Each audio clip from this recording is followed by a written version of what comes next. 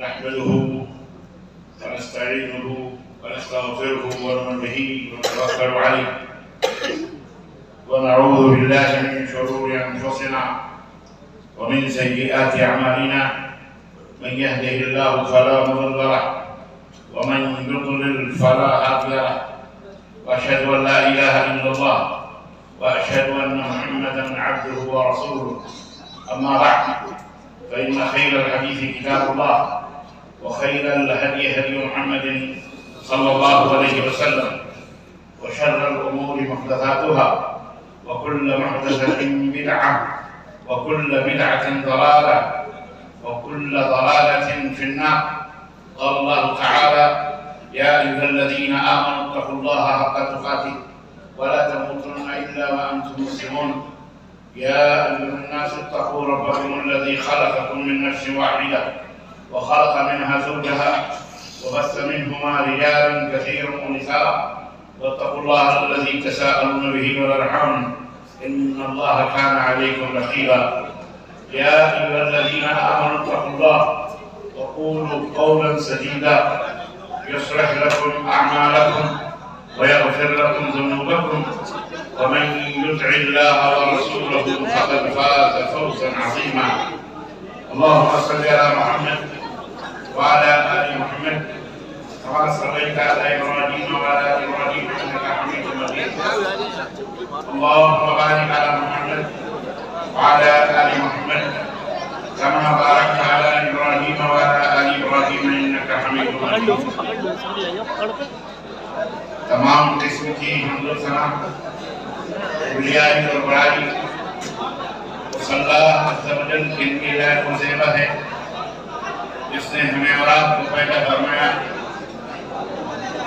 اور بیش بہا درود و سلام اس ذات مبارکہ مطہرہ جن کا نام نامی اس میں گرامی احمد مصطفیٰ محمد مصطفیٰ صلی اللہ علیہ وسلم. معزز علماء کرام، نوجوان دوستوں، بزرگوں اور بھائیوں اور قابل احترام اسلامی ماں اور بہنوں اور عزیز بچوں، آج بتاریخ 10 جنوری سن 2024 عیسوی کے اس اجتماع میں جو نوجوانان یا جمعیت اہل حدیث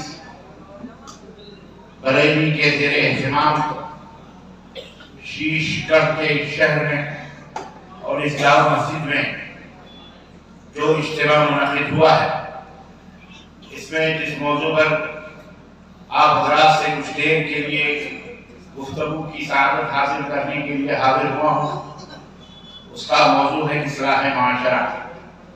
یہ ایک روزہ اصلاح معاشرہ کانفرنس قرآن و سنت کی روشنی میں چند باتیں جس میں آپ کے لیے بھی، سننے والوں کے لیے بھی، سنانے والوں کے لیے، سب کے لیے خیر اور بھلائی، رشد و ہدایت، اللہ کی رضا، اس کی خوشنودی، احکام و بندگی کے بہت سارے مسائل، بہت سارے امور رکھے جائیں گے. اللہ عز و جل سے دعا ہے کہ اللہ تبارک و تعالیٰ کہنے اور سننے سے اللہ عمل کرنے کی توفیق عطا فرمائے. آمین یا رب العالمین. دوستوں اور بھائیوں، اس سے پہلے کہ میں اپنے موضوع میں داخل ہوں، مشکور اور ممنون ہوں اللہ عز و جل کے حمد و ثنا کے بعد مشکور و ممنون ہوں جمعیت اہل حدیث بریلی کے ذمہ داران کا جنہوں نے یہ خوبصورت اور حسین مجلس سجائی ہے.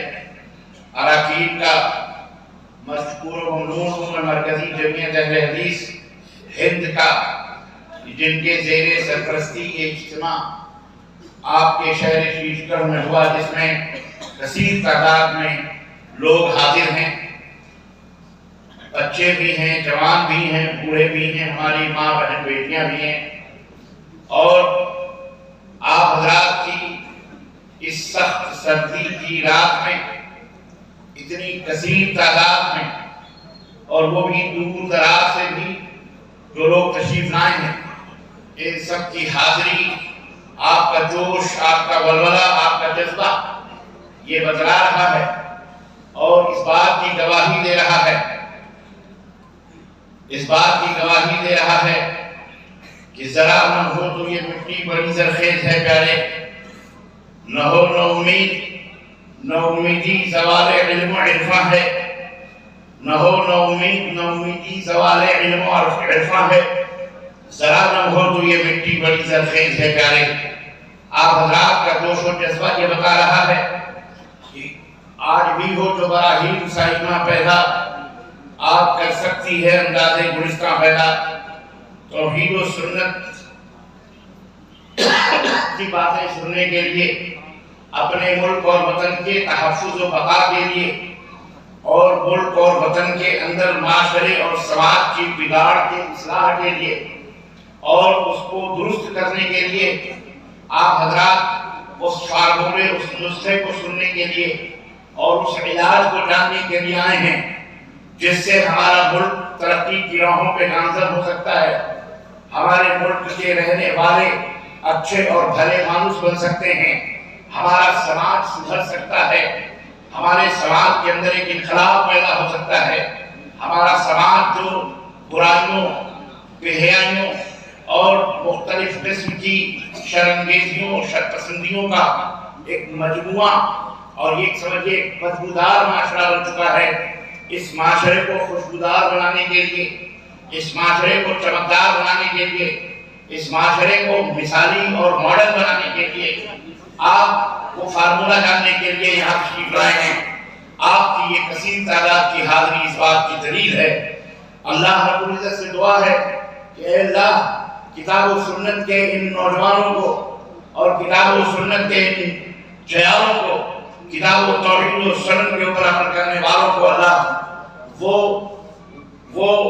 علم اور وہ لذت ایمانی عطا فرما اور وہ چمک اور روشنی عطا فرما جس کی چمک اور روشنی سے ظلم و زیادتیوں کی تاریکیت مٹ جائیں، ظلم و زیادتیوں کا خاتمہ ہو جائے اور چاروں طرف عدل و انصاف کے جھنڈے لہرائیں، چاروں طرف امن و شانتی کے پھریرے لہرائیں اور ہمارا دین بھی، ہمارا وطن بھی، ہمارا ملک بھی روز بروز اللہ تعالیٰ سے دن دونی رات چوگنی ترقی عطا فرمائے، آمین یا رب العالمین۔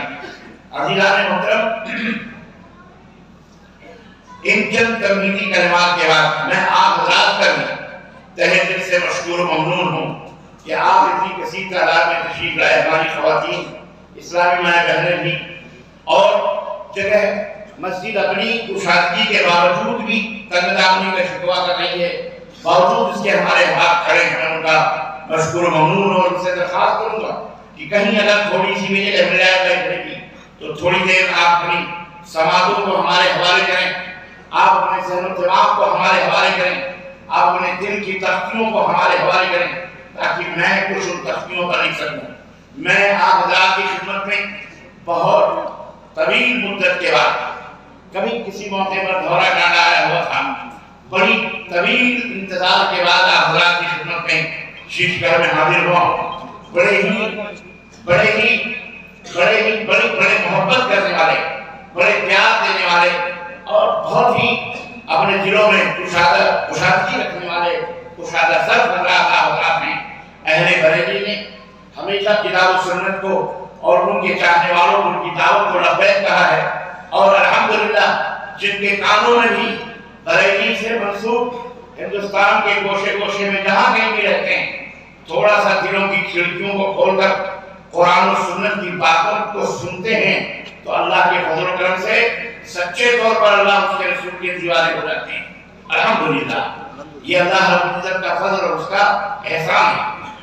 یہ ناچیز بھی کسی زمانے میں اس شہر بریلی سے منسوب تھا، اس ضلع بریلی سے منسوب تھا، بھلے میں یہاں کا رہنے والا نہیں، لیکن قرآن اور حدیث کی، توحید و سنت کی اس مٹھاس اور اس شیرنی سے یہ ناچیز بھی ناواقف تھا اور بہت دور تھا، لیکن اللہ رب العزت کا جس کے اوپر فضل ہوتا ہے، اللہ رب العزت کا جس کے اوپر کرم ہوتا ہے، وہی اس ہدایت کو پاتا ہے۔ سب کے مقدر میں ہدایت پانا نہیں، ورنہ چاہتے ہوئے بھی ہمارے اور آپ کے آخری نبی پیغمبر اسلام ہمارے دل و جان سے بھی زیادہ عزیز، ہمارے ماں باپ اور بھائی بہن سب ان کے اوپر قربان۔ وہ چاہتے تھے کہ ان کا چچا ابو طالب جو قدم قدم پر ان کا معاون تھا، مددگار تھا، ناصر تھا، حامی تھا، اور کسی زمانے میں جب کفار مکہ نے اس سے یہ بات اس بات کا مطالبہ کیا کہ قریش کے جتنے بھی خوبصورت سے خوبصورت اور کڑیل سے کڑیل تنو تانا تنومند نوجوان کو تم لینا چاہو تو ابو طالب سے لے لو، ہم اسے تمہاری خدمت کے لیے وقت کر دیں گے، لیکن اپنے بھتیجے محمد زور سے بہت صلی اللہ علیہ وسلم کو ہمارے حوالے کر دو تاکہ اس کے بدلے میں ہم اس کو قتل کر دیں۔ تو اس بوڑھے چچا نے کہا تھا اپنی کفر کی حالت میں بھی، شرک کی بھی حالت میں اپنے اس یتیم بھتیجے کے لیے کہا تھا مکے کے لوگوں تم میرے بھتیجے تک پہنچ سکتے ہو، پر ایک شرط ہے، اور وہ شرط یہ ہے کہ اس بوڑھے کی لاش سے تم کو گزرنا پڑے گا، تب میرے بھتیجے تک پہنچ سکتے ہو۔ نبی کائنات صلی اللہ علیہ وسلم ہدایت کے لیے روتے بھی تھے، آخری وقت ہے، ابو طالب کس طرح مرد پر کربٹیں بدل رہا ہے، ابو جہل بھی بیٹھا ہوا ہے، عتبہ بھی بیٹھا ہوا، ابو جہل بھی بیٹھا ہوا ہے، عتبہ بھی بیٹھا ہوا ہے، ہمارے دین مشرکین کفار و مشرکین کے بڑے بڑے لوگ سرحد میں بیٹھے ہوئے ہیں۔ اس دوران اللہ کے نبی چچا ابو طالب کی خدمت میں حاضر ہوتے ہیں اور اپنے کام کو ان کے ہونٹوں کی طرف لے جا کر کے کہتے ہیں چچا کلمتن وحاج بہا عند اللہ، میرے چچا کلمہ توحید کہہ لو میرے کام میں، کعبے کے رب کی قسم ہے اللہ تبارک و تعالیٰ سے سفارش کرانا تمہارے بھتیجے کا کام ہوگا، جنت میں لے جاؤ گے۔ اللہ اکبر، اتنی چاہت، اتنی محبت اور اتنی دعائیں، باوجود اس کے رب نے ہدایت مقدر نہیں کی، تو اس آخری وقت میں بوڑھے ابو طالب کی زبان سے جو کلمہ نکلا تھا وہ یہ تھا کہ اخترت النار علی العرض، بھتیجے مجھے جہنم کی آگ میں جانا گوارا ہے، لیکن قوم کی اپنی ملت کی آگ دینا اور ان کی آگ مجھے گوارا قوم ملت کی نہیں ہے۔ میں قوم ملت میرے بارے میں میرے مرنے کے بعد کیا کہے گی، اس لیے میں تیرے دین کے اوپر نہیں آ سکتا۔ اللہ اکبر۔ تو عرض کرنے کا مطلب یہ ہے کہ یہ وہ بہت بڑی نعمت ہے، ہدایت بہت بڑی دولت ہے، اس لیے یہ اللہ جسے عطا فرماتا ہے وہی اس کا مستحق ہوتا ہے۔ نبی کائنات حضرت محمد الرسول اللہ صلی اللہ علیہ وسلم سے اللہ تبارک و تعالیٰ نے اسی لیے کہا کہ انک لا تہدی من احببت ولکن اللہ یہدی من یشاء، میرے حبیب تم جس کو ہدایت دینا چاہو تو نہیں دے سکتے، جسے اللہ ہدایت دینا چاہتا ہے وہی ہدایت پا سکتا ہے۔ اہل حدیث ہو خوش نصیب ہو، واللہ خوش نصیب ہو، سعادت مند ہو، اپنے اس نصیبے پر پوری دنیا کی دولتوں کو ٹھوکر مارو۔ تم صدارت کے لیے لڑتے ہو، اما تم نظامت کے لیے لڑتے ہو، ان ذلیل چیزوں کے لیے تم آپس میں جھگڑے کرتے ہو، بس جا کے ڈوب مرو ٹھنڈو گھر پانی میں، شرم کرو۔ رب نے تمہیں جو نعمت عطا فرمائی ہے، توحید کی نعمت عطا فرمائی ہے، سنت کی نعمت عطا فرمائی ہے، ارے ہم اس کے اوپر اپنی جانیں نہیں دے رہے، رب کی قسم ہے بھی ہماری جانیں، ہماری جانوں کی کوئی قیمت نہیں۔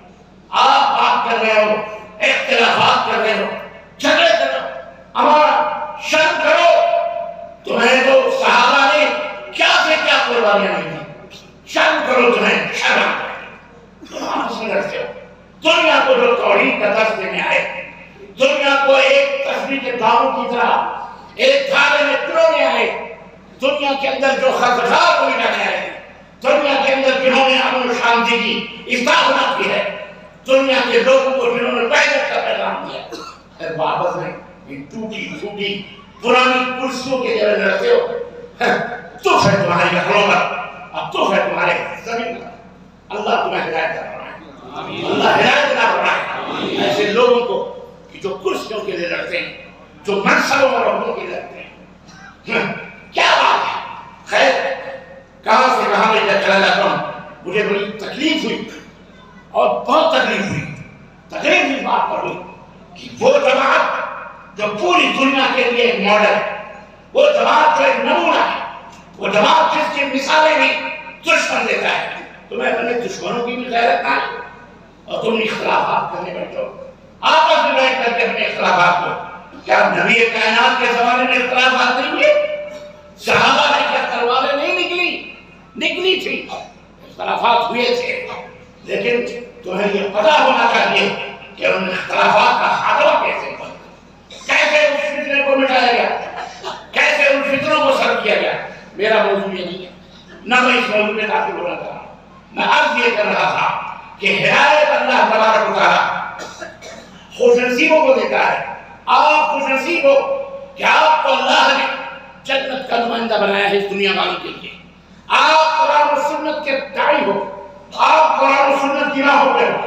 یہ وہ ہدایت ہے کہ رب کعبہ نے تمام لوگوں کے اوپر فرض قرار دیا ہے کہ وہ روزانہ نفلوں میں، فرضوں میں، سنتوں میں جہاں تک کبھی بھی جن جن چیزوں پر نماز کا اطلاق ہوتا ہے، چاہے وہ فجر کی نماز ہو، چاہے وہ ظہر کی نماز ہو، چاہے وہ عصر کی نماز ہو، چاہے وہ مغرب کی ہو یا عشاء کی ہو، جنازے کی ہو، صلاۃ الاستسقاء کی نماز ہو، استخارے کی نماز ہو، چاہے کسی بھی چیز کی نماز ہو، اس کے اندر سورہ فاتحہ پڑھنا کیا ہے؟ بولو فرض ہے. مطلب لا صلاۃ لمن لم یقرأ بفاتحۃ الکتاب. اتنا ضروری ہے کہ بغیر سورہ فاتحہ کے نماز نہیں ہوتی. شیطان نے یہاں بھی ڈنڈی ماری ہے، شیطان نے یہاں بھی ڈنڈی ماری ہے. ایسے بھی لوگ پیدا کر دیے، اما کچھ بھی پڑھ لو نماز ہو جاتی. فخر قرآن سے دلیل. عزیزاً نبی محمد خان بتا رہے تھے بابو بھائی قرآن سے دلیل دیتا ہے. فخر ما تیسر من القرآن. قرآن سے جو چیزیں پڑھو، کوئی ضروری نہیں کہ سورہ فاتحہ پڑھو، 2 سورتیں 2 آیتیں پڑھ دو ہو گئی نماز خلاص. اردو میں پڑھو، فارسی میں پڑھ لو، سب میں جائے. قرآن سے دلیل دے رہا ہے. خیر وہ بھی ایک الگ موضوع ہے، میں اس میں بھی داخل نہیں ہونا چاہتا. قرآن سنت کو سمجھنے کے لیے، قرآن سنت کو سمجھنے کے لیے ہمارے تمہارے عقلوں کی ضرورت نہیں، سلف صالحین کے ذہن اور دماغ اور فہم کی ضرورت. گمراہیاں مٹانا چاہتے ہو، آپس میں مل جل کر کے رہنا چاہتے ہو تو جیسے صحابہ کرام رضوان اللہ تعالیٰ علیہم اجمعین شیع و شکل تھے کہ رب نے قرآن میں ان کا ذکر کیا. محمد الرسول اللہ صلی اللہ علیہ وسلم والذین معه اشداء علی الکفار رحماء بینہم. محمد صلی اللہ علیہ وسلم اللہ کے رسول ہیں اور جو ان کے ہمنشین ہیں، جو ان کے صحابہ ہیں، جو ان کے دوست ہیں، وہ کافروں کے لیے بڑے گرم ہیں لیکن آپس میں بڑے نرم ہیں. اور آج ہم انہی کے نقش قدم پہ دعویٰ کرتے ہوئے مجھے کہنے دیا جائے ہم آپس میں بڑے گرم ہیں اور دشمنوں کے لیے کتوں کی طرح تم دبا کے اس گلی کو اس گلی بات کریں. یہ ہماری کنڈیشن ہے، یہ ہمارا حال ہے، یہ ہمارا حال ہے. عزیزان محترم، یہ شہادت کہے الفت میں قدم رکھنا ہے. لوگ آسان سمجھتے ہیں مسلمان ہونا. قرآن و سنت کو لازم پکڑو، اس منہج کو پکڑو جس منہج پہ صحابہ قائم تھے. جس طرح قرآن و سنت کو صحابہ نے پڑھا ہے، سمجھا ہے، اس طرح سے سمجھو گے، اس کے مطابق اسی کی طرح سے عمل کرو گے تو انشاءاللہ آپس میں کبھی اختلاف پیدا ہو سکتا ہے. اور اختلاف ہوگا بھی تو وہ اختلاف کبھی باقی رہ سکتا یا وہ فرقے یا گروہ کی شکل یا صورت اختیار کر سکتا نہیں. حضرت علی رضی اللہ تعالیٰ عنہ میں ام المومنین حضرت عائشہ رضی اللہ عنہا میں اختلاف ہوا. حضرت نبی کریم صلی اللہ علیہ وسلم کی زندگی کے بعد صحابہ میں قریش، صحابہ، مہاجرین اور انصار میں اختلاف ہوا. اختلافات ہوتے ہیں لیکن کبھی کوئی فاروقی فرقہ نہیں نکلا، کبھی کوئی صدیقی فرقہ نہیں نکلا، کبھی کوئی عثمانی فرقہ نہیں نکلا، کبھی کوئی مہاجرین کی فرقہ نہیں نکلا، نہ کوئی انصار کا فرقہ نکلا۔ کیوں؟ اس لیے کہ ان کی نیتیں خالص تھی، ان کا دل صاف و ستھرا تھا، وہ آپس میں شیر و شکر کی طرح ایک دوسرے سے محبت کرتے تھے، ایک دوسرے سے کا احترام کرتے تھے، ایک دوسرے کی رائے کی عزت کرتے تھے، ایک دوسرے کے لیے اپنے دلوں کے اندر بہت زیادہ جگہ رکھتے تھے۔ اور آج ہمارے دلوں کے اندر شیطان داخل ہو چکا ہے، تنگیاں ہیں ہمارے دلوں کے اندر، عزت نہیں۔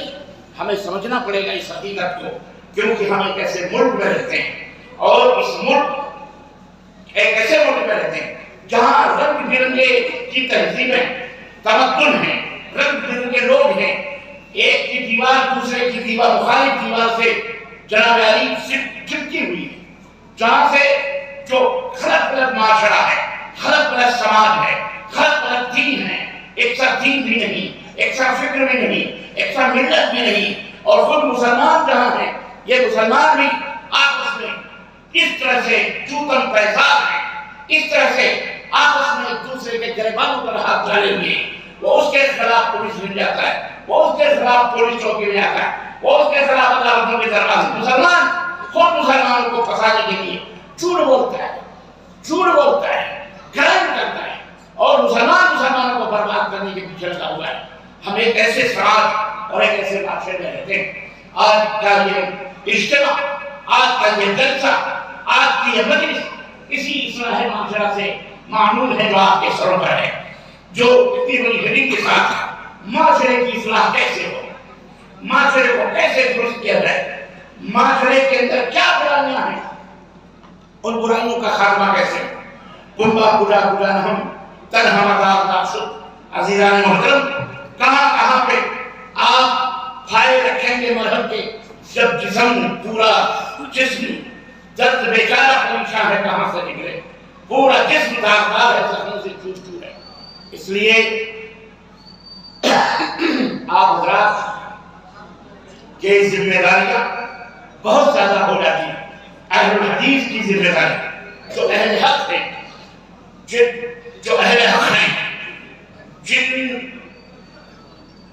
جو صحابہ کے نقش قدم پر ہیں، جن کے دل توحید و سنت کے نور سے معمول ہیں، جو اللہ اور اس کے رسول سے اپنی جانوں سے بھی زیادہ محبت کرتے ہیں، جو دنیا کے اندر اس نظام کو، اس بات کو تسلیم نہیں کرتے جس کے اوپر قرآن کی مہر نہ ہو اور محمد الرسول اللہ صلی اللہ علیہ وسلم کی مہر نہ ہو۔ محبت کا عالم یہ ہے کہ بہت بڑے بڑے لوگ، بہت بڑے بڑے ترن خان بننے والے، بہت اپنے آگے پیچھے القاب لگائے ہوئے لوگ آتے ہیں، بڑی موٹی موٹی پگڑیاں اور ہاتھوں میں تسبیحیں لے کر اپنا لوہا بنانے کے لیے، اپنی ولایت کا لوہا بنانے کے لیے ولی کے نام پر، بزرگ کے نام پر، قطب کے نام پر، ابدال کے نام پر، نہ جانے کیسے کیسے القاب و آداب کے نام پر لوگوں کو ہدایت کی طرف بلاتے ہیں۔ پر اہل الحدیث کا ایک ہی سوال ہوتا ہے، اہل حدیث کے بچے کا ایک ہی سوال ہوتا ہے کہ لوگوں ہمیں یا تو رب کا قرآن بتاؤ یا مدینے والے کا فرمان بتاؤ، اس کے سوا کوئی چیز ہمیں لبھا سکتی، کوئی چیز ہمیں جھکا سکتی نہیں، جھکا سکتی۔ کیوں؟ ہم نے اپنے دلوں کو، ہم نے اپنے سروں کو اللہ اور اس کے رسول کے لیے بیچ دیا ہے۔ ہمارے دلوں میں محمد رسول اللہ صلی اللہ علیہ وسلم کے فرمان کی حکومت ہے، اور ہمارا سر صرف ایک اللہ کے چوکھٹ پر جھکنے والا ہے۔ اللہ کے سوا کسی کی بھی چوکھٹ پہ ہم سر جھکانے کو حرام بھی کہتے ہیں، شرک باللہ بھی کہتے ہیں۔ پہلا اصول ہے، پہلا یہ ضابطہ ہے، اس ضابطے کو اپنے ذہن و دماغ میں بٹھا لو۔ نبی کائنات صلی اللہ علیہ وسلم کے زمانے میں معاشرہ تھا۔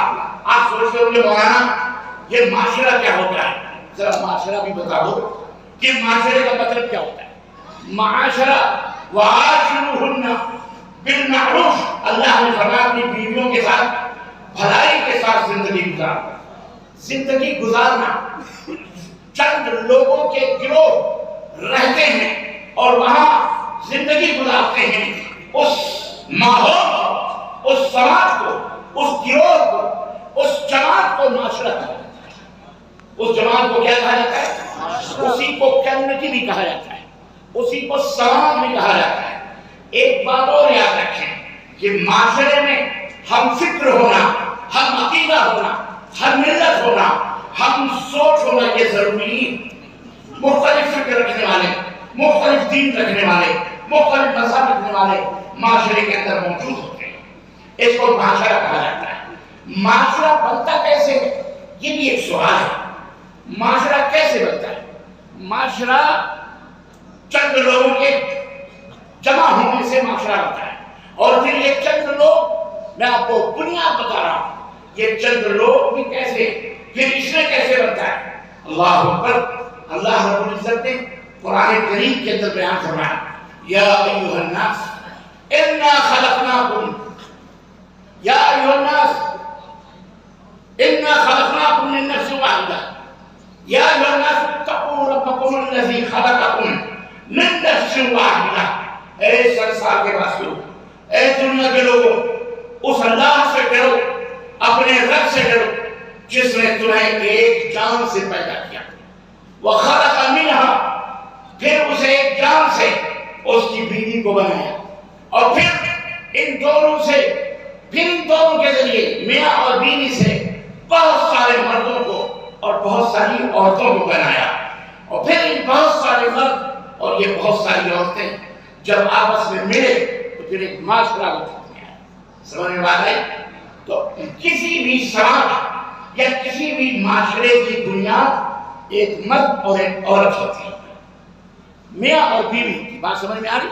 ایک مرد اور ایک عورت۔ اب یہاں پہ ایک بات سمجھنے کی، یہ خوبی صرف اللہ تبارک و تعالیٰ نے مسلمانوں کو عطا فرمائی۔ اسلام کے اندر، دین اسلام کے اندر یہ خوبی، پھر ان خوبیوں کو لے کر بہت سارے لوگ اپنے آپ کو پہلوان بننے کی کوشش کرتے ہیں، لیکن حقیقت یہ ہے کہ چڈی سے لے کر بنیان تک اور بنیان سے لے کر جوتے چپل تک پہننے اور اٹھنے بیٹھنے کا سلیقہ اگر دنیا والوں نے سیکھا ہے تو وہ اسلام نے سکھایا ہے۔ یہ اللہ رب العزت کا فضل اور اس کا کرم ہے۔ ورنہ حالت یہ ہے کہ جناب علی، اگر اس معاشرے کو میں بیان کروں تو بات کھل جائے گا، خیر وہاں چھوڑے۔ آپ یہاں میں ایک مرد اور ایک عورت، یہاں تک اس کی بات آئی کہ ہم ایک معاشرہ بنانا چاہ رہے ہیں، تو پھر اس کے لیے اسلام نے کیا تعلیم دی، کیا تعلیم دی، یہ بھی سمجھنے کی ضرورت ہے۔ یہاں سے اسلام کا آغاز ہوتا ہے، یہاں سے اسلامی معاشرے کا آغاز ہوتا ہے، اسلامی سوسائٹی بنتی ہے، اور اس اسلامی سوسائٹی کو کتنا حسین موڑ دیا ہے، کتنے حسین پیرائے میں اسلام نے سانچے میں ڈھالا ہے، اس کو سمجھنے کی ضرورت ہے۔ اور پورے دنیا والوں کو بھی، ارے کم از کم 140 کروڑ بھارتیوں کو تو آپ بتا سکتے ہو، اپنے جو پوری دنیا کے اندر آج سب سے بڑا آبادی کے لحاظ سے جو ملک ہے وہ ہمارا بھارت ہے۔ الحمدللہ ہمارا بھارت ہے، اور یہ ہمارے لیے بڑی سعادت کی بات ہے کہ اللہ تعالیٰ نے ہمیں اس دیش کے اندر پیدا کیا، اس ملک کے اندر پیدا کیا، جہاں نیکیاں ہی نیکیاں کمانے کے مواقع ہیں۔ کسی سے بھری بات بول دو، اس میں بھی خیر ہے، راستے سے پتھر گندگیاں ہٹا دو، اس میں بھی تمہارے لیے کیا ہے؟ خیر ہے، پیاسے کو پانی پلا دو، اس میں کتنے ننگے، کتنے بھوکے، کتنی گندگیاں، کتنی غلاظتیں، نیکیاں کماتے رہو، یہ اسلام کی تعلیمات ہے۔ تو یہ الحمدللہ اللہ کا شکر ادا کرتے ہیں کہ اللہ نے ہمیں اس سرزمین پر پیدا کر دیا، ہمیں نیکیاں کمانے کے لیے حوصلے، ہمیں نیکیاں کمانے کے موقع نصیب فرمائے۔ 120 کروڑ کی طرح آج یہاں غیر مسلمین اس بھارت کی زمین پر موجود ہیں جو اسلام کے لیے ترس رہے ہیں، اسلام کے نام کے لیے ترس رہے ہیں، اسلامی تہذیب جاننے کے لیے بے قرار ہیں، اسلامی عقیدہ جاننے کے لیے بے قرار ہیں، اسلامی سوسائٹی سمجھنے کے لیے بے قرار ہیں، قرآن کو دیکھنے کے لیے، سمجھنے کے لیے بے قرار ہیں۔ اصل اسلام کی جان کیا ہے؟ محمد رسول اللہ صلی اللہ علیہ وسلم کی سیرت، آپ کا کیریکٹر کیا ہے، اسے سمجھنے کے لیے بے قرار ہیں۔ لیکن افسوس چند ایک کو چھوڑ کر کار میں ملک کے برابر وہاں ان کو یہاں کوئی اسلام کی نہ کوئی شکل نظر آ رہی ہے، نہ ہی کوئی صورت نظر آ رہی ہے۔ جو لوگ بھی نظر آ رہے ہیں کثرت کے ساتھ، تیزی کے ساتھ، انہیں کی طرح نظر آ رہے ہیں، ان کا اٹھنا بیٹھنا انہیں کی طرح، چلنا پھرنا انہیں کی طرح، کھانا پینا انہیں کی طرح، چہرہ مہرہ بھی انہیں کی طرح، جناب علی شکل و صورت بھی انہیں کی طرح، شادی بیاہ بھی انہیں کی طرح، بزنس و تجارت بھی انہیں کی طرح، شراب وہ بھی پیتے ہیں، کلمہ پڑھنے والا مسلمان بھی پیتا ہے، زنا وہ بھی کرتے ہیں، ہمارا نوجوان بھی کرتا ہے، بدکاریاں ان کی عورتیں بھی کرتی ہیں، بدکاریاں ہماری بہن بیٹیاں بھی کرتی ہیں، چوریاں وہ بھی کرتے ہیں، چوریاں ہمارا مسلمان بھی کرتا ہے، جھوٹے تو ایک دوسرے کے خلاف مقدمے وہ بھی لکھواتے ہیں، ہمارا مسلمان بھی ایک دوسرے کے خلاف مقدمے جھوٹ بول بول کر لکھواتا ہے۔ تعصب، غیبت، چغلی، جھوٹ، فریب، دغا، کون سی وہ بیماری ہے، کون سا وہ سماج کے اندر ناسور ہے جو ان کے معاشرے کو بگاڑ رہا ہے اور وہ مسلمان اس سے بچے ہوں؟ نہ، بلکہ ایک دو ہاتھ ان سے کہیں زیادہ ہمارا مسلم سماج کے اندر ڈوبا ہوا ہے۔ بولو حقیقت ہے کہ نہیں حقیقت ہے؟ تو پھر کون سا اسلام، کون سا اسلام کو چاہیے، کس کی طرف؟ اللہ ایک چیز بچی ہوئی تھی جو اسلام کی کو تمام دھرموں نے، تمام مذہبوں نے سب سے زیادہ ممتاز بنانے والی چیز تھی، اور وہ تھی عقیدت توحید۔ پر شیطان نے چھپکلی کی طرح تمہارے درمیان میں سے چھپکلی آ گئی نا، اور تھوڑی دیر کے لیے تم دیوانے ہو گئے، بس چھپکلیوں سے لڑتے ہو، شیر آ رہا ہے تو تم کو پجامہ چھوڑے گا، شرم کرو یار۔ اور وہ چھپکلی نہیں تھی، وہ شیطان تھا جو اس مجمع کو تتر بتر کرنے کے لیے آیا تھا، پر وہ مرا کہ نہیں مرا؟ جس نے مارا اسے بہت زیادہ نیکیاں مارا، 100 نیکیاں اسے ملی۔ مارا کس نے مارا؟ ہاتھ اٹھاؤ، 100 روپے انعام ہے تمہارے لیے میری طرف سے۔ لیکن تم نے تو یہ شرانگیزی کے لیے سب کو دکھا کر اس کی سزا اسے اللہ سے توبہ کی۔ میں دیکھ رہا تھا آپ کے حرکتوں کو کہ کیا ہو رہا ہے، لیکن میں نے توجہ نہیں کی۔ میں نے کہا میں اسے خطبے میں لپیٹوں گا، تقریر میں لپیٹوں گا جب یہ لوگ شانت ہو جائیں گے۔ ایک اور شوشہ اٹھا تھا، لیکن اللہ تعالیٰ جزائے خیر دے، ناظم اعلیٰ، ناظم عمومی کہہ کے نہیں سمجھ میں آتا یہ ناظم عمومی کیا ہوتا ہے۔ ہمارے مولانا الیاس رحمۃ اللہ علیہ شاید استاد رہے ہوں ہمارے حامی صاحب سناوڑی کے لیے، وہ کہتے تھے میوان کے تحریر میں ایک لڑکا تھا فاروق میوان کی، وہ واقعہ ہوتا رہا تھا کہ مولانا کو لے کے ایک چندر کرا میں فصلی گیہوں کا موسم تھا، اب مولانا کے تحریر کے تعاون کرو مدرسے کے لیے تعاون کرو، تو فاروق نے بتایا کہ جب مولانا الیاس صاحب کہتے تھے تعاون کرو تو وہ لوگ پوچھتے ملا تعاون کیا کر رہی ہیں، یہ تعاون کیا کر رہی ہیں، ان کو سمجھ نہیں آئی تعاون کیا ہے۔ بھائی سیدھی سادھی بولو نا کہ مدد، بھائی مدد کرو ادارہ ہے کہ نہیں؟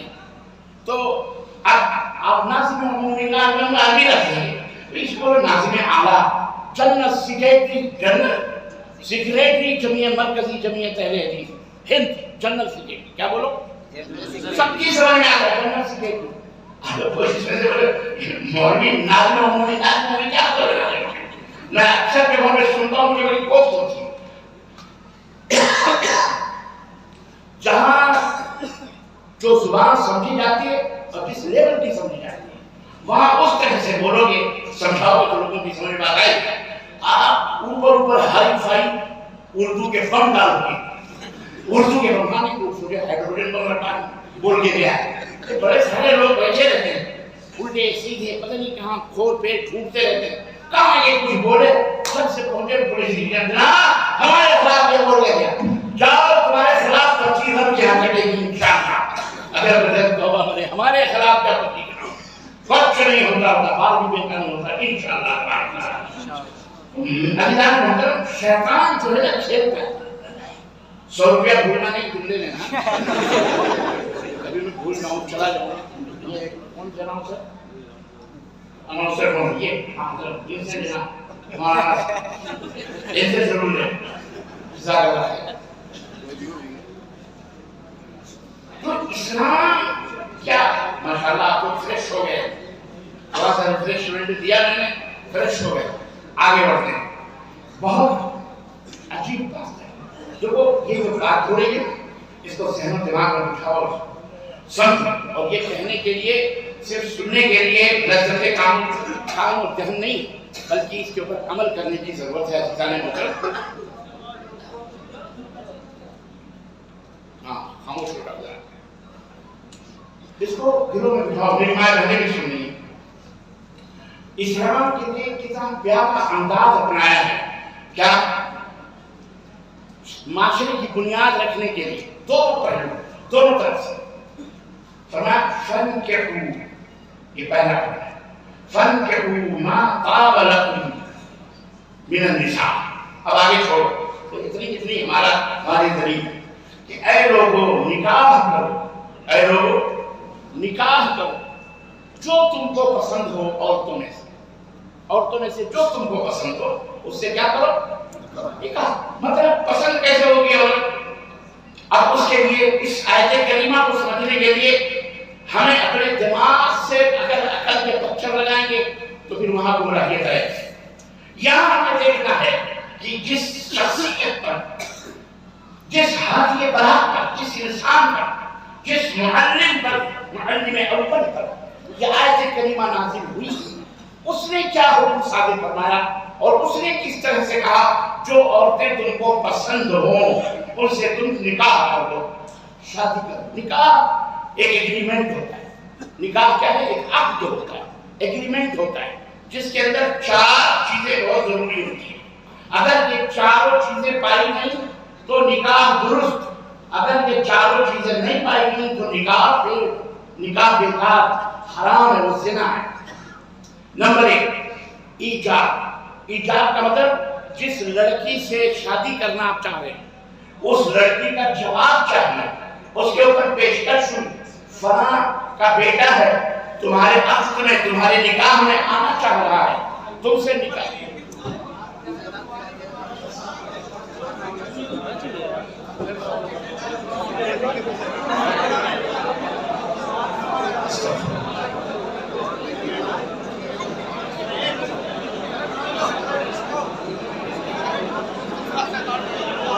ہو گئے میں وہ آنا چاہتا کوئی تھیلی والی لے کے تو نہیں بیٹھا باہر سے بھیجا گیا ہوگا کہ وقتاً فوقتاً ربانی کی تقریر ہوتی ہے کہ چھپکلی چھوڑ دیا پکڑے گئے نیا تو تمہاری خیر نہیں اللہ تمہیں جائے وہ چھپکلی تمہاری تباہی کا سبب بن جائے گی.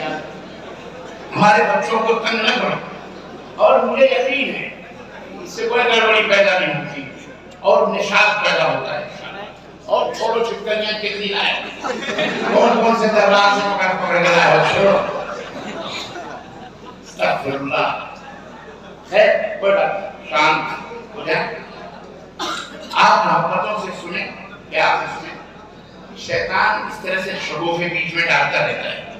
اللہ تعالیٰ نے اسی لیے کہا کہ اس اللہ کی پناہ چاہو اس شیطان مردود سے اعوذ باللہ کا اعوذ باللہ من الشیطان الرجیم اعوذ باللہ من الشیطان الرجیم. یہ کہا تو میں عرض یہ کر رہا تھا کہ شادی کرو. اگر کیسے پسند آئے گی اور اس کے لیے میں آپ کو ایک حوالہ دوں. اللہ کے رسول صلی اللہ علیہ وسلم کی خدمت میں ایک نوجوان پہنچا اور صلی اللہ کے نبی میں شادی کرنا چاہتا ہوں. آپ کس سے؟ کہا انصار کی لڑکیوں میں سے. تو آپ نے فرمایا کہ ٹھیک ہے اچھی بات ہے دیکھو پر انصار کی جو لڑکیاں مہاجرین اور انصار کی جو لڑکیاں ہیں ان کی آنکھوں میں کچھ ہوتا ہے دیکھ لیا کرو. دیکھو پہلے سے پسند کر دیکھ کے پسند کر لو لیکن بعد میں نکاح ہونے کے اگر ہوگی کوئی بات تو اچھی بات تو نہیں پہلے سے دیکھ لو. تو یہاں پر ایک قاعدہ اسلام نے ہم کو بتایا کہ شادی کرنے سے دیکھو میں معاشرے کی بنیاد بتا رہا ہوں. معاشرہ اپنی اصلاح کی بات آئی مختصر کہ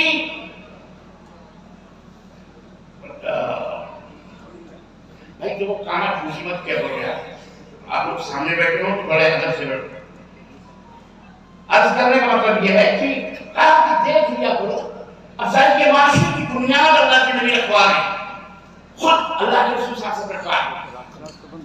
کئی صحابی کہتے ہیں کہ میں نے دیکھا لڑکی کو بہرا کیسے دیکھا. اب وہ کام کے لیے باہر نکلی تھی وہاں کہنے کے ہم نے دیکھا اس کو چھپ کر کے دیکھا ہے کیسے. اور یہاں پر یہ قانون بتا رہا ہے کہ جب بھی کسی لڑکی سے شادی کرو تو اس کو ایک نظر دیکھ لیا کرو. اللہ کے رسول صلی اللہ علیہ وسلم نے اسے حلال قرار دیا اور فرمایا کہ اس سے دلوں کے اندر قربت پیدا ہوتی ہے، باہمی محبت پیدا ہوتی ہے، ایک نظر دیکھنے میں کیا مشکل ہے؟ اب یہ ماں باپ کی ذمہ داری، یہ جو فوٹو کا وہ ہوتا نا تبادلہ، یہ اتنا فائدہ مند نہیں ہوتا۔ فوٹو میں تو ایک اچھی خاصی لڑکی تھوڑا سا کیمرے ویمرے کا گڑبڑ ہو گیا تو صحیح نظر نہیں آتی، نہ لڑکا نظر آتا ہے، اور فوٹو میں ایک گڑبڑ شڑبڑ لڑکی جو بعد میں آپ کو نہ پسند ہو وہ تھوڑی دوسرے ٹائپ کی نظر آئے گی۔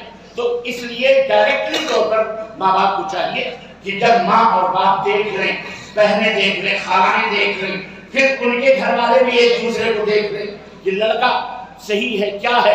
اب وہ بھی اس کی بھی ایک طریقہ بتایا گیا ہے، اس کے لیے بھی کچھ قاعدے اور اصول بنائے گئے۔ تو ایک تو پہلا اصول یہ ہے کہ لڑکی کو دیکھ لو، لڑکا لڑکی کو دیکھ لے اور لڑکی لڑکے کو دیکھ لے، اس طرح سے۔ اب وہ دیکھ آپ لوگ بہتر سمجھتے ہیں کیسے دیکھنا، بہت سارے گھروں میں باقاعدے غلط سوال، لڑکی کو چائے کے حوالے سے پیپسی یا کوئی بھی چیز بچے کو لڑکے کے سامنے، لڑکے کے ماں باپ کے سامنے اس طرح سے پیش کر سکتے ہیں۔ تو ایک قاعدہ یہ ہے کہ جائز ہے۔ بہت سارے گھروں میں نہیں ہمارے خاندان میں لڑکی نہیں دکھاتے بھائی، ہم نے شادی کی، تو ایسے ہی کرنا ہے تو کرو، یہ جائز نہیں ہے۔ اسلام نے جب اجازت دی ہے تو یہ کر دیا۔ نمبر 2، اللہ کے رسول صلی اللہ علیہ وسلم نے فرمایا کہ اذا جاء احدكم من ترضون دینه وخلقه فزوجوه، جب تمہیں دو اصول بتائے جا رہے ہیں، سماج معاشرہ کیسے درست رہتا ہے۔ اللہ کے رسول صلی اللہ علیہ وسلم جب تم میں کا کوئی شخص تمہارے پاس آئے اور وہ تمہاری بہن کو، بیٹی کو، کسی کو بھی پیغام نکاح دے اور تم اس کے دین سے اور اس کے من ترضون دینه وخلقه، اس کے دین سے اور اس کے اخلاق سے تم خوش ہو، اچھا لگے تمہیں، فزوجوه، تو اس کو پیار کرو اس کے ساتھ۔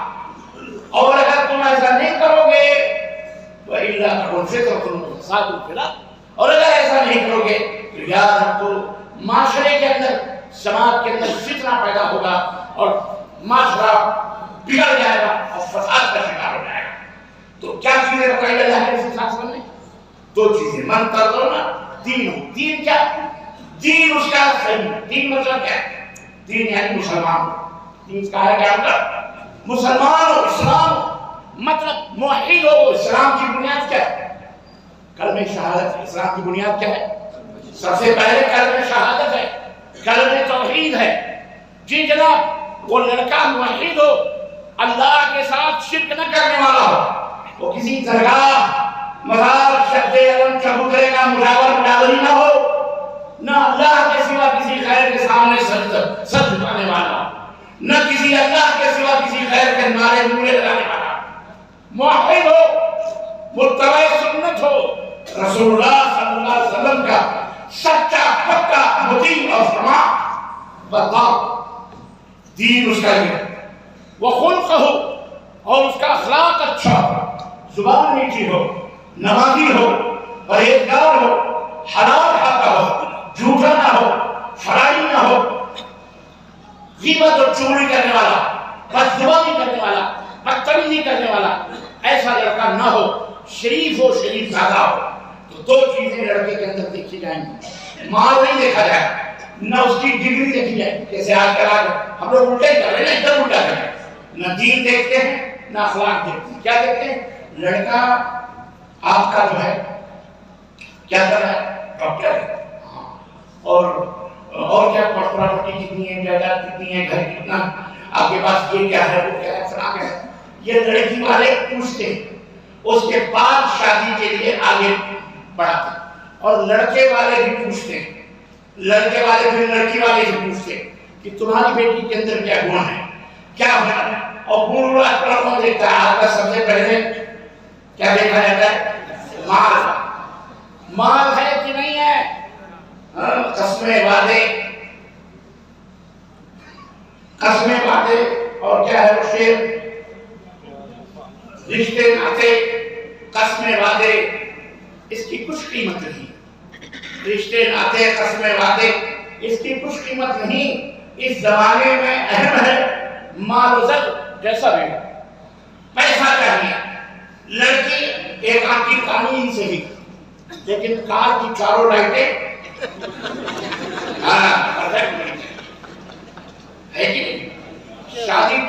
ہونی چاہیے، بالکل مال ولیمہ ہو نہ ہو، باراتیوں کے کھانے ہونے چاہیے۔ لوگوں کے اندر یہودیانہ اور کافرانہ ہیلے اور بہانے آ گئے۔ میں نے تو یہ بھی سنا ہے، باقاعدے دولہے بکتے ہیں، میرا بیٹا ڈاکٹر ہے، میرا بیٹا انجینئر ہے، میرا بیٹا چارٹرڈ اکاؤنٹنٹ ہے، میرا بیٹا منسٹر ہے، میرا بیٹا فلاں ڈھکان ہے۔ کیا دے رہے ہو؟ ہم نے اتنے لاکھ خرچ کیے ہیں، اتنے کروڑ خرچ کیے ہیں، ہم نے پڑھائی بھی کرتے ہیں، سودا بازیاں ہوتی ہیں، اور بہت زیادہ کچھ لوگ تقدس بھی دکھاتے ہیں، بہت تقویٰ دکھاتے ہیں۔ نہیں، ہمیں تو کچھ نہیں لینا ہونا ہے۔ پھر انڈر گراؤنڈ ٹیبل کے نیچے سے بات ہوتی ہے، ٹیبل کے نیچے سے ہم کو کچھ نہیں چاہیے، دیکھیے 10-20 لاکھ روپے کافی ہے، اسی سے مہر بھی دیتا ہے یہ زمین، اور اسی کو ولیمے میں یہ زمین خرچ کرتا ہے۔ اور میں نے تو یہ بھی سنا ہے کہ بریلی میں کچھ اور بھی ایک ہاتھ آگے لوگ چل رہے ہیں۔ بریلی کو چلنا بھی چاہیے ایک ہاتھ آگے، کیونکہ پوری دنیا کے اندر فیمس ہے نا، پوری دنیا کے اندر مشہور ہے یہ شہر، پوری دنیا کے اندر فیمس ہے۔ جی جناب، مدنی بہت کم ملیں گے، مکی بہت کم ملیں گے، لیکن بریلوی وہ یہ پوری دنیا میں خیر کوئی بات نہیں۔ لوگ محبت کرتے ہیں شہر سے، آپ سے بھی محبت کرتے ہوں گے، اس لیے ایک ہاتھ اس کو آگے رہنا چاہیے۔ ہم نے سنا ابھی تک تو دلہن بیچاری اپنے اس ذلیل نامرد، میں اسے نامرد کے ہم لوگ جہیز لیتا ہے، یہ مرد نہیں، یہ زنخہ ہے۔ بات بہت کڑوی ہے، لیکن ہمارے سماج کی بنیاد کا کی پہلی اینٹ کا یہ ناسور ہے ذلیل، یہ دولہا جو جہیز لیتا ہے اور جہیز کے نام پر لوگوں کو گمراہ کرتا ہے، جہیز کے نام پر لڑکی سے محبت کا ڈھول رکھتا ہے، یہ پہلا ذلیل۔ ہم نے تو یہ سنا تھا کہ دلہن بیچاری صرف اپنے سونے کے لیے نہیں، اپنے شوہر کے بھی سونے کے لیے چارپائی لاتی ہے، بسترے لاتی ہے، تکیے لاتی ہے، ڈبل تکیے، بیڈ شیٹ لاتی ہے، لنگیاں ٹاول تک لاتی ہے، صابن اور برش تک ذلیل شوہر کے لیے لاتی ہے۔ یہ ذلیل ہے، یہ بہت بڑا ذلیل آدمی، یہ بہت بڑا بھکاری خبیث ہے جو جہیز کے مال پہ جیتا ہے۔ یہ دولہا نہیں ہے، یہ بکاؤ ہے، خبیث ہے، یہ سماج کا کیڑا ہے، ناپاک کیڑا ہے، یہ ناسور ہے۔ ابھی تک تو ہم یہ سنتے تھے کہ صرف دولہے کی چارپائی سجتی ہے، ہم نے تو یہ خاص اور آگے سنا کہ بریلی میں اب دولہے کی اماں کی بھی چارپائی سجتی ہے۔ ہم نے کہا ایک یہ ظلم کہاں سمایا ہے؟ اب بڑھیا کیا کرے گی اس قسم کے؟ اگر بڑے بھی نہ رہے تو پھر کیا ہوگا اس چارپائی؟ حد ہو گئی بات، ہنسنے کی بات نہیں، رونے کی ہے اور شرم کرنے کی بات ہے۔ تم سے ایک مسجد نہیں بنوائی جاتی، ایک ہاسپٹل نہیں اپنے وطن میں بنوایا جاتا، لڑکیاں کالجوں میں ٹھکرائی جا رہی ہیں پردے نشین، ان کے چہروں سے حجاب چھینا جا رہا ہے، بچے سسک بلک رہے ہیں، تم سے جلد کالج نہیں بن رہا ہے، اپنے شہر میں بچوں کے پڑھنے پڑھانے کا انتظام نہیں کر رہے، اور تم شادیوں کے اوپر یہ غیر مسلموں کی عادتوں کو اپنے اندر لا کر اپنے اس اسلامی سماج اور معاشرے کو بدبودار کرتے، فساد پھیلا کر جو پہلی اینٹ ہے، اگر یہی ٹیڑھی رکھی جائے گی تو وہ لوگ اوپر دیوار اور اس کے اوپر چھت کیسے سے ہو؟ اس لیے عرض کرنے کا مطلب یہ ہے، اشارہ کافی ہے، پہلی اینٹ کو صحیح کرو، اپنی شادیوں کو سہل بناؤ، آسان بناؤ۔ اللہ کے رسول صلی اللہ علیہ وسلم نے فرمایا کہ جو نکاح بابرکت ہے، جو شادی بابرکت ہوتی ہے، وہ شادی ہوتی ہے جس میں کم سے کم خرچ ہوتا ہے۔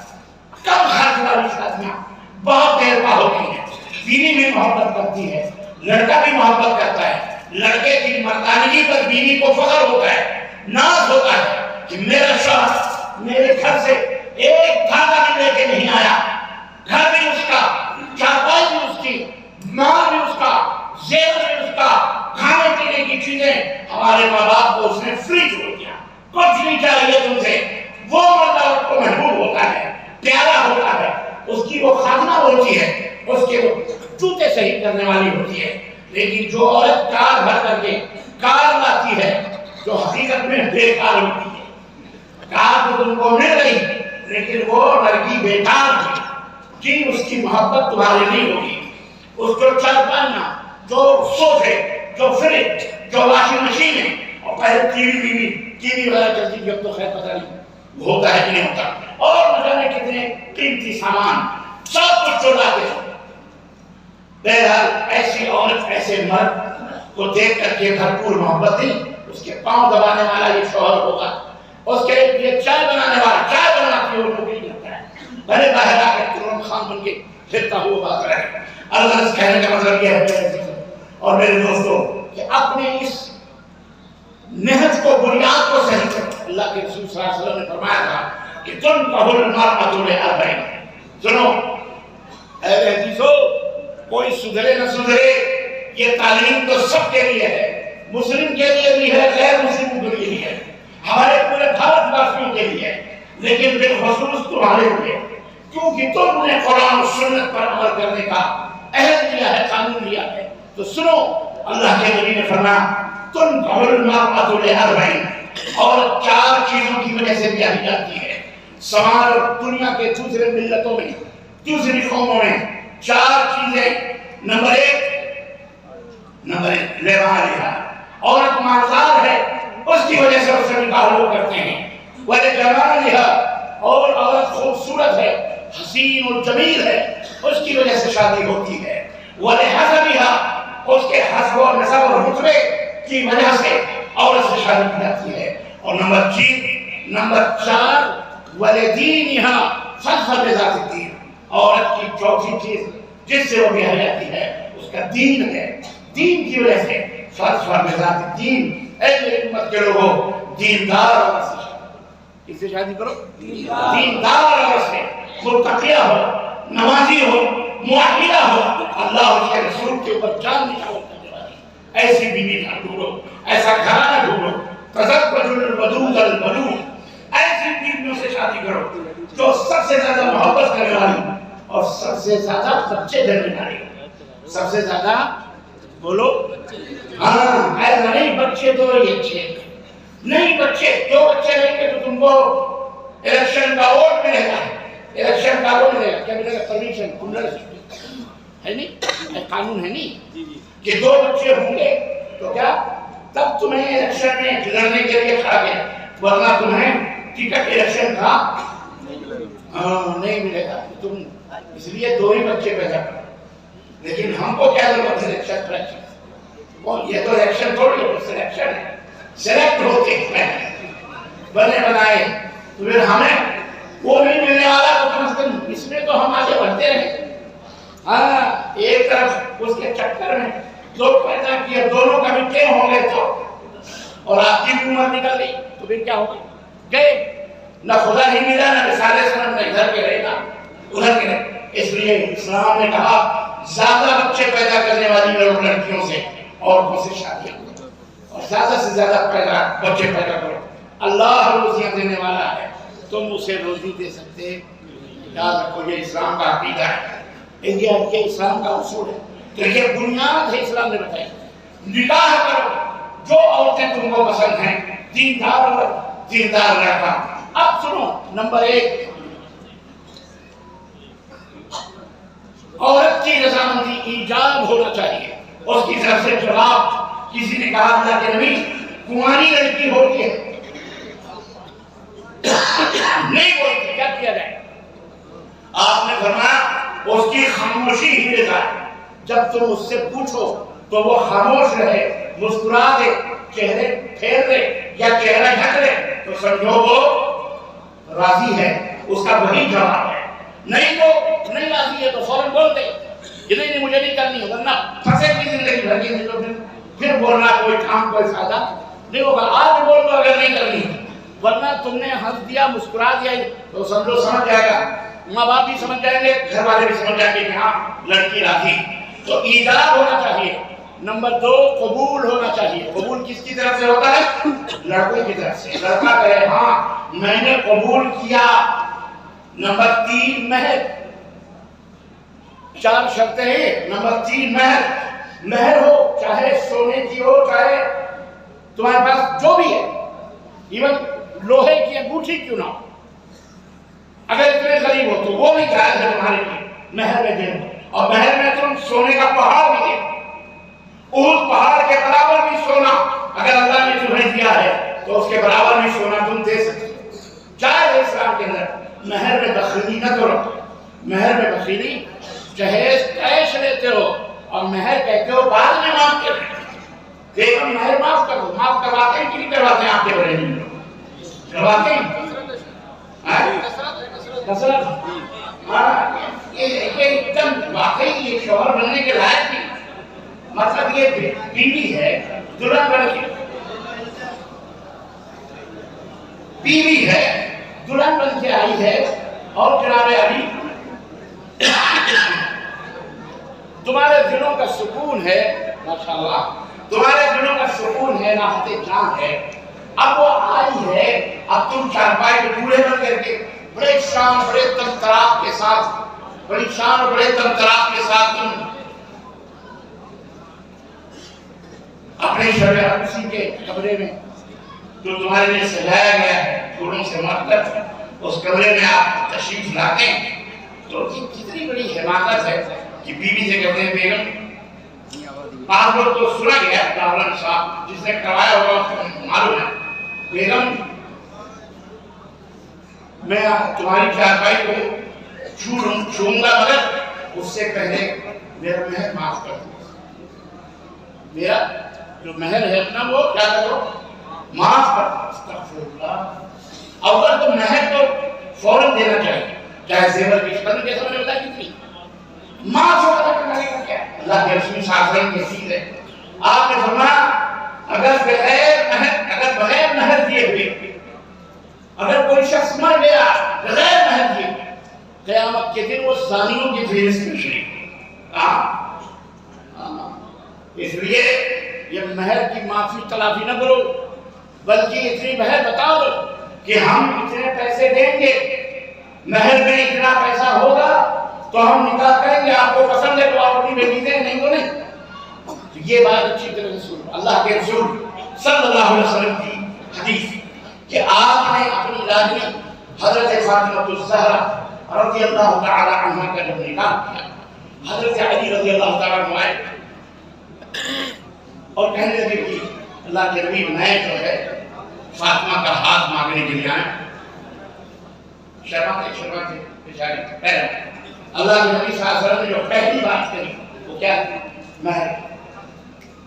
مہر کا تمہارا مہر ہے ظاہر غریب. آپ لوگ یا تو بات کرو یا تو میں چپ ہو جاؤں یا آپ چپ ہو جاؤ. کہہ رہے مہر کا یعنی اللہ کے نبی ٹھیک ہے گئے اور جو بھی تلوار جو بھی زیر وغیرہ تھی فوجی ساز و سامان تھے وہ گئے اور حضرت عثمان غنی رضی اللہ تعالی عنہ نے خرید لیا اور جو پیسہ ملا جو درہم ملے وہ اللہ کے نبی صلی اللہ علیہ وسلم کی خدمت میں لا کے رکھ دیا. اللہ کے نبی نے ایک مٹھی اس میں سے درہم نکالے اور کہا فاطمہ کے لیے گھر بناؤ. ایک مٹھی درہم نکالا کہ فاطمہ کے لیے خوشبو لاؤ، فاطمہ کے لیے کپڑے رکھتے لاؤ. یہ تمام سب چیزیں فاطمہ کے لیے شادی کی تھے مہر کے پیسے سے. وہ تمام سب تیاریاں شادی کی اور وہ ساری چیزیں ہونے لگی الحمدللہ. اور انتہائی سادگی کے ساتھ اللہ کے رسول صلی اللہ علیہ وسلم نے اپنی بیٹی فاطمہ کی شادی حضرت علی بن ابی طالب رضی اللہ تعالیٰ عنہ. یہ تھی شادی. یہ ہے صاحب حدیث امام السنہ کے اہل الحدیث کے امام کائنات کے امام حضرت محمد رسول اللہ صلی اللہ علیہ وسلم کی بیٹی کی شادی. یہ ہے سنت. یہ ہے طریقہ شادی کرنے کا. 4 آدمی 10 آدمی اکٹھا ہو گئے ذمہ داران، اس کی بیٹی اس کا بیٹا گھر میں ملک کے نکاح ہو گیا، شادی ہو گئی، ایجاب و قبول ہو گیا، مہر وغیرہ دے دیے، 2 گواہ موجود ہیں، عادل گواہ موجود ہیں، بات ختم. نکاح پڑھی اس زمانے میں نہیں ہوتی تھی، آج زمانے میں ہوتی ہے. نکاح پڑھی ہوگی. اب ولیمہ کرنا یہ لڑکے کے اوپر، وہ چاہے اسی وقت ولیمہ کرے، چاہے وہ 1 رات 2 رات گزارنے کے بعد ولیمہ کرے. سنت لڑکے کے اوپر ہے، لڑکی کے گھر بارات لے جانا، اس کے گھر کھانا، اس کے ساتھ 2 رات گزارنا، جہیز بہیز یہ وہ دنیا بھر کا یہ تمام سب یہ غیر اسلامی رسم و رواج ہے۔ یہ اسلام یا قرآن و سنت کے میں نہیں۔ نمبر 2 یہ بھی ایک رواج چلا ہوا ہے، بھائی مسجد میں نکاح کرو، مسجد میں نکاح کرو، یہ پتہ نہیں کہاں سے ٹول نکل کر گیا۔ ہمیں تو کہیں کی تاریخ میں ایسی حدیث میں کوئی ایسا واقعہ نہیں ملتا کہ اللہ کے رسول صلی اللہ علیہ وسلم کے صحابہ نے یا خود رسول اللہ صلی اللہ علیہ وسلم نے کسی کا نکاح مسجد نبی میں کروایا کیا کہیں؟ یا ہم نے خیروں سے نہیں، وہ چرچ میں کرتا ہے، وہ اپنے گھر خانے میں کرتا ہے، مسلمان سوچا ہم مسجد میں کریں۔ یہ کام کا طریقہ ہے کہ چلو مسجد میں نکاح اور ولیمے کے لیے اور جو جینا مشقیاں مختلف ہندوستان کے کونوں میں ہوتی ہیں، وہ خیر شاید آپ لوگ نہ جانتے ہیں، ہم لوگ گھومتے ہیں، ہمیں پتہ ہے کہاں کی شادی کیسے لوگ کس انداز سے کرتے ہیں۔ تو یہ سماج اور معاشرے کی جو بنیاد ہے، اسے درست کرو، اسے صحیح کرو، اسے قرآن و سنت کے مطابق بناؤ، تب جا کے سماج صحیح ہوگا۔ یہ پہلی عید ہے، یا ایھا الناس اتقوا ربکم الذی خلقکم من نفس واحدہ۔ یہ ایک عید ہے، اس سے تم یہ کثیر تعداد میں جو مرد عورت اس کو نیک بناؤ، صالح بناؤ، شادی کو آسان کرو تاکہ زنا مشکل ہو جائے۔ آج زنا کرنا آسان ہے لیکن شادی کرنا آسان ہے۔ تیسری چیز اس میں آتی ہے سات پات، اونچ نیچ، یہ سب ہم نے کہاں سے آ گیا؟ اللہ کو کہا، اللہ نے فرمایا کہ ہم نے ایک مرد اور ایک عورت سے تم کو پیدا کیا۔ پھر اس میں مرزا، شیخ، سید، پٹھان، مغل، کہاں سے یہ تمام سات پات برادریاں آ گئی؟ مجھے بتاؤ، ہم ایک ماں باپ کے بعد لا فضل لعربی علی عجمی ولا لعجمی علی عربی کلکم من آدم وآدم من تراب۔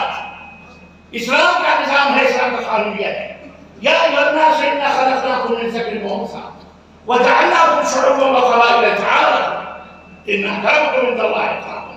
یہ نظام ہے سسٹم اسلام کا کہ تم میں سب سے شریف اور سب سے اعلیٰ منصب و مرتبے والا اور اعلیٰ شخص وہ ہے جو اللہ سے سب سے زیادہ ڈرنے والا ہے، تقویٰ، پرہیزگاری۔ یہ کسی عربی کو عربی پر، کسی عجمی کو خیر، کسی عربی پر کوئی مقام و رتبہ فضیلت نہیں۔ تم سب آدم کی اولاد ہو اور آدم مٹی سے بنائے گئے۔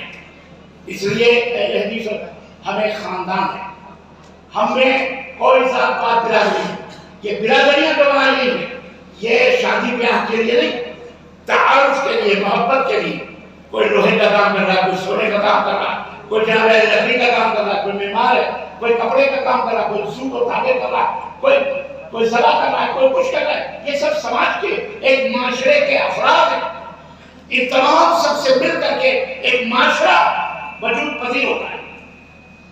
اب اس کے اندر جو فسادات پیدا ہوئے ہیں، ان فسادوں کی اصلاح کی ضرورت ہے، اس کو صحیح کرو، اور اس کی جو پہلی عید ہے، بنیاد ہے شادی اور بیاہ، یہ صحیح کرو، یہ صحیح کرو، درست کرو، اور پھر اس کے بعد اس کے اندر جو اور بگاڑ اور فساد ہے اس کو کوشش کرو ختم کرنے کی، مٹانے کی۔ آج اسی موضوع پر کیونکہ میں مسلسل سبق سے میں بھی تھکا ہوا اور میری آواز بھی تھکی ہوئی، آپ لوگوں نے بتایا، اللہ تعالیٰ سے میں دعا کرتا ہوں کہ اللہ تعالیٰ آپ سب کی حاضری کو قبول فرمائے، ہم سب کی حاضری کو قبول فرمائے، اور اللہ عز و جل ہم سب کے گناہوں کو معاف فرمائے، اور ہم سب کے درمیان قوت، محبت، بھائی چارگی اور آپس میں مل جل کر کے رہنے کی چھمتا فرمائے، اور اللہ ہم سب کے دلوں سے کے اندر ایک دوسرے کے خلاف جو بغض اور حسد اور کینے اس دنیاوی ذلت کو لے کر کے اللہ سے دور فرمائے، اور اللہ تعالیٰ ہمارے وطن اور ہمارے ملک کی حفاظت فرمائے، ہم سب کی حفاظت فرمائے، ہمارے دین کی حفاظت فرمائے، اور اللہ تعالیٰ دنیا چوگنی ترقی ہم سب کو کرنے کی توفیق عطا فرمائے۔ آمین یا رب العالمین، وصلی اللہ علی نبینا محمد وعلی آلہ وصحبہ اجمعین، والسلام علیکم ورحمۃ اللہ وبرکاتہ۔